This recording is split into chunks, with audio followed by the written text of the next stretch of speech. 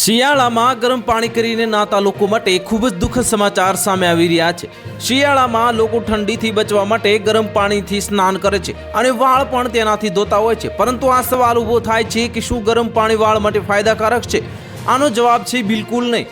ગરમ પાણી વાળને નુકસાન પહોંચાડે છે। અહીં અમે તમને ગરમ પાણીથી થતા વાળને નુકસાન વિશે જણાવીશું, પરંતુ તમે તેની સાથે તમારે તે પણ ધ્યાન રાખવું જરૂરી છે કે નવશેકા પાણીથી વાળ ધોવામાં કંઈ નુકસાન નથી થતું।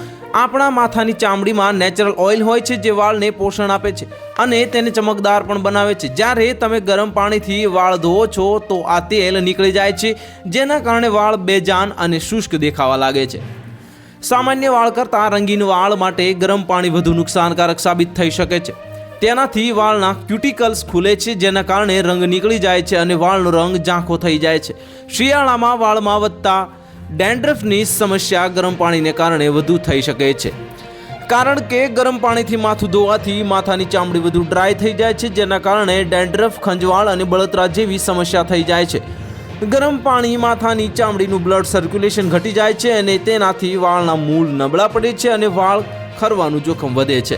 તો હાલ માટે આટલું જ। મળીશું નવી અપડેટ સાથે। જો તમને અમારા વિડીયો પસંદ આવતા હોય તો વિડીયોને લાઇક કરી દેજો, ચેનલને સબસ્ક્રાઇબ કરી બાજુમાં આવેલા બેલ આઇકનને દબાવી દો, જેથી તમને આવા સમાચારની અપડેટ મળતી રહે।